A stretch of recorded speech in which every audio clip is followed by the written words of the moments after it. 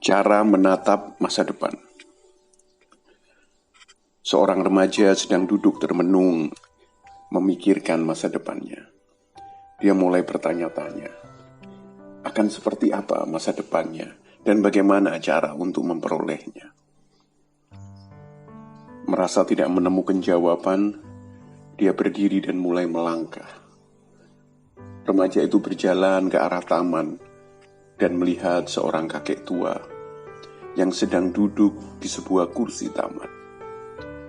Dia beranggapan bahwa kakek itu mungkin dapat menjawab kegelisahan hatinya.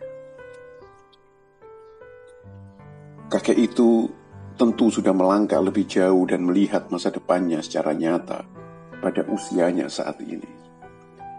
Perlahan remaja itu berjalan menghampirinya, menyapa sang kakek dan duduk di sebelahnya. Remaja itu yakin akan menemukan jawabannya dan memulai pembicaraan. Kakek tentu telah melewati banyak hal dan menatap masa depan sejak masa muda kakek. Kalau saya boleh tahu, apa itu masa depan dan bagaimana cara memperolehnya?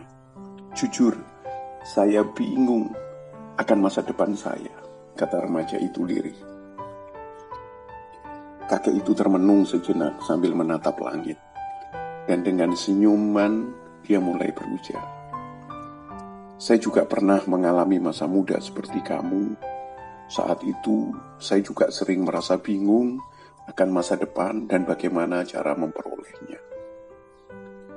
Dulu saya cenderung disibukkan saat berpikir mengenal masa depan. Akibatnya, saya selalu merasa khawatir dan membuang waktu saat sedang memikirkannya. Suatu saat saya sadar bahwa masa depan bukanlah hal yang perlu dikhawatirkan. Bagaimana mengalihkan perhatian dari masa depan, kek? Bukankah masa depan adalah hal yang penting dan harus mulai dipikirkan dari sekarang? Tanya remaja itu penasaran. Kamu benar, nak.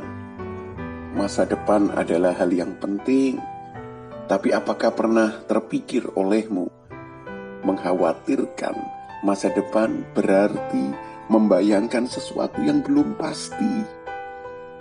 Banyak orang terlena dan mulai lengah pada hal yang justru lebih penting, yaitu masa sekarang. Remaja itu mulai termenung, dan sang kakek melanjutkan pembicaraan. Tanpa kita sadar, sesungguhnya masa depan sangat sulit untuk ditebak.